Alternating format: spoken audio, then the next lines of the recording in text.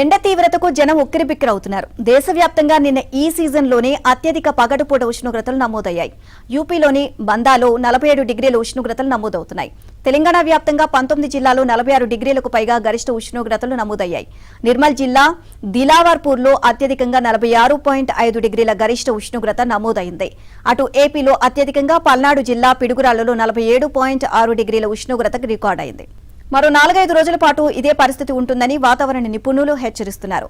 ఉదయం పూటే 32 డిగ్రీలకు తక్కువగా ఉష్ణోగ్రతలు ఉండడం లేదు. రానున్న 4 రోజులకు పలు జిల్లాలకు రెడ్ అలర్ట్ జారీ చేసింది. తెలంగాణలో రాష్ట్రంలో తీవ్రమైన వడగాలులు, ఎండ తీవ్రతపై వాతావరణ శాఖ హెచ్చరికల నేపథ్యంలో ప్రజలంతా అప్రమత్తంగా ఉండాలని సీఎం రేవంత్ రెడ్డి సూచించారు. వడదెబ్బతో తెలంగాణలో 9 మంది మృతి చెందారు.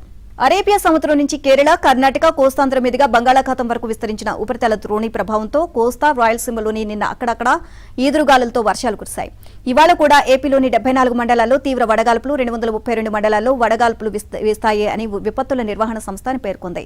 రాయలసీమలో పలుచోట్ల, కోస్తాలో అక్కడక్కడ గంటకు 50 నుంచి 60, అప్పుడప్పుడు 70 కిలోమీటర్ల వేగంతో బలమైన గాలులతో వర్షాలు కురుస్తాయని తెలియజేసింది.